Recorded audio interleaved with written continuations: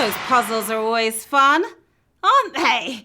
Okay, players, it's now that time for the big stuff. Time to get to the quizzing. Here we go with Q1. Which queen ruled over the United Kingdom during the Victorian era? Elizabeth, Victoria, Anne.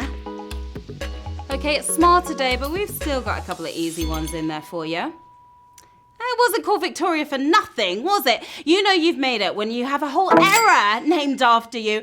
Queen Victoria. You are victorious. 216,000 of you are. Well done to you. Victoria became queen at the tender age of 18, reigning for the next 63 years and dodging at least 6 assassination attempts. She had those extra lives. Because as you know, extra lives keep the fun going. They can keep you in the game even when you get a question wrong. You can buy one right this minute if you see it on your screen.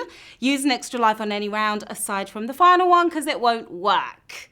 All right, this is round 2. Compared to a regular year, how many days does a leap year have? 1 more, 1 less, 2 more. There's a rhyme to remind you of leap years, but I've forgotten it. Let's just put it this way. If you were born on February 29th, you'll be turning 10 when you're supposed to be 40. Lucky you. It's 1 more day, right? 246,000 of you leaping to the next round.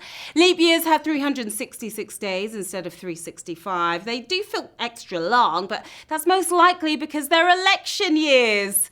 Oh joy, 2020 is on its way. Q3. What colour is the stitching on modern day MLB baseballs? Red, white, blue. You better get snitching about that stitching. If you went for blue, your face is turning that same hue as we speak. White hide, red stitching is red. You read that well. 259,000 of you did. And we've seen multicolored stitches on balls before, but those are usually the old wrinkly ones. Expect today's balls to have that bright red stitching instead. Q4. Which word is a synonym for parsimonious, profuse, prodigal, provident? Parsimonious. It's pretty harmonious. If you went for prodigal, you are just being reckless now. The nice name for a cheapskate. Provident. Yeah, you professionals knew that all, but that was I'm going to go with a savage here on Q4. Look at that, 150,000 of you are gone. 128,000 of you pros got that correct. Prodigal and profuse people like to splurge and waste their cash. Provident people like to scrimp and save. Which one's your idea of a fun date, though? Let me know in the chat. Q5. Which type of pasta has a screw-like shape? Farfalle, ziti, rotini. Will you pass the pasta test? Making me hungry. This pasta goes great with wine, but these corkscrews can't help you open the bottle. It's rotini.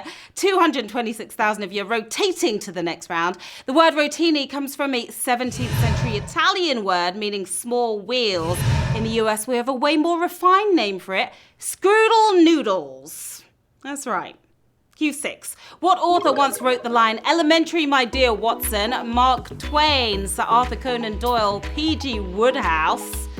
Is this an elementary question though, my dear players? Sherlock Holmes is famous for saying this line. Funny thing is, he never actually said it, not in the books at least. Is P.G. Wodehouse. Oh my goodness, oh my gosh. I have never seen anything like this before. 250,000 players gone just like that. 10,000 players remaining in the game. That was a harsh one.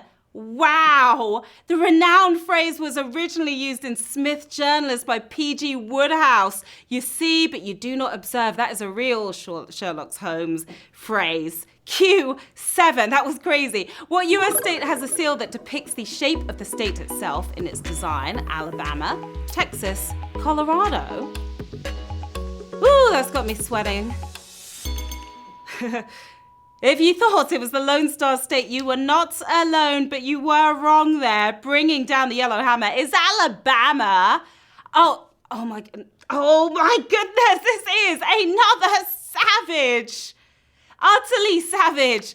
Almost 200,000 gone. 39,000 of you made it through. This is a crazy game tonight. Now, the Great Seal of Alabama not only shows its own state, but shows love to Florida, Mississippi, and Georgia too, as you saw right there. Wow. Q8. The Lone Ranger's horse is named for an element with what chemical symbol? HGCuAg.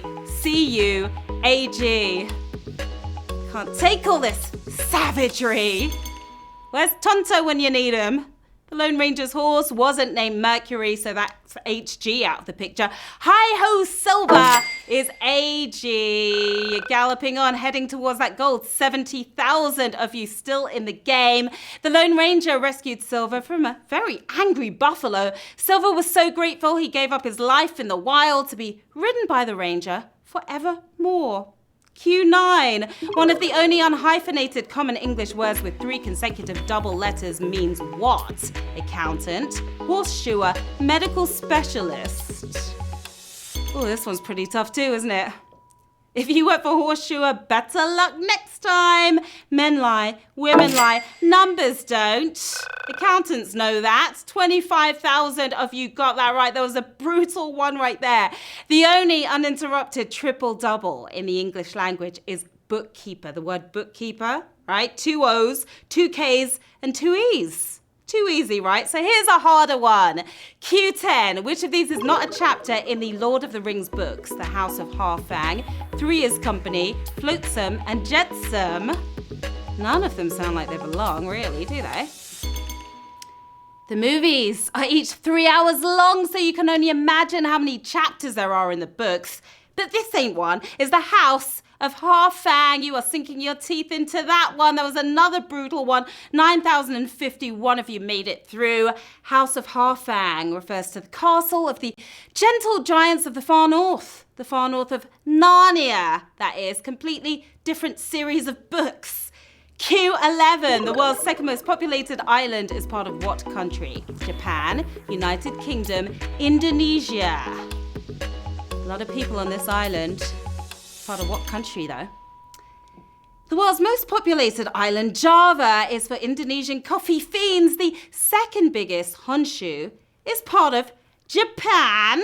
Did you land on Japan? 4,027 of you did. Over 104 million people live in Honshu, and that figure represents more than 80% of the entire population of Japan.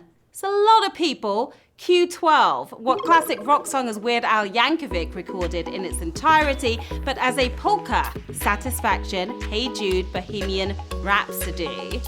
You a fan of Weird Al? 3 legendary songs, but which classic did Weird Al do a complete cover of? Is this the real life? Or is this just fantasy? It's Bohemian Rhapsody. I see a little silhouette of a man. Scaramouche, will you do the fandango? What were those giant eyeballs about, though? Bohemian Rhapsody is what we were looking for. 2,852 of you nailed it.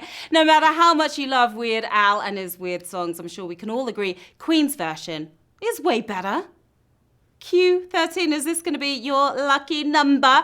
One can walk from Cameroon to Libya, only passing through what other country? Sudan, Central African Republic, or Chad? Put on your walking boots for this one. It's going to be a long one. If you went for Sudan, you kind of suck at geography. The whitest African nation ever is Chad. What's up, Chad? 2,214 of you power walking on. Now, if you want to walk from Cameroon to Libya, Chad is your guy.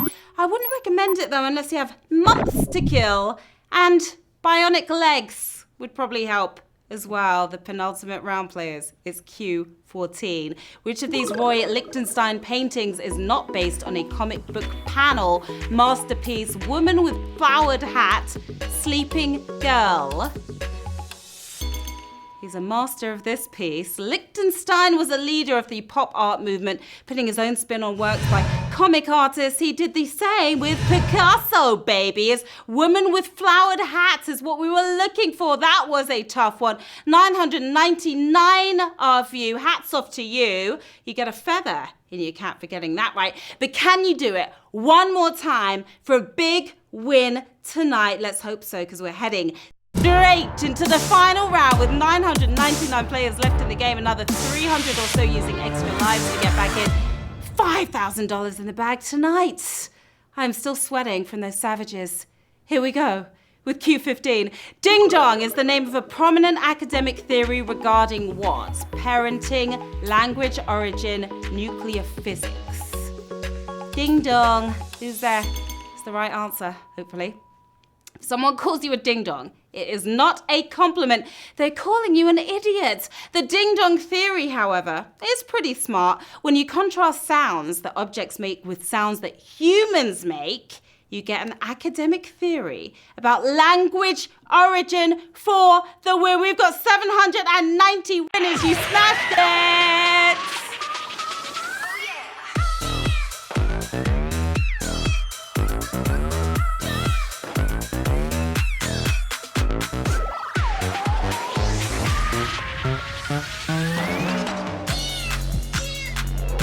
Congratulations to our 790 winners tonight. You should be feeling uber proud of yourselves right now. That was a tough game, and you are taking home $6.33, and it is well deserved. Yes, we've got fried I don't know what that is. It doesn't sound very tasty, but if you enjoy, go ahead. We've got B-Lands, who landed on all the right answers or had an extra life in there. We've got Stabby Arts, we've got Bokar, Tishy Fishy. Well done to all of you. Yeah, that was a truly tremendous game.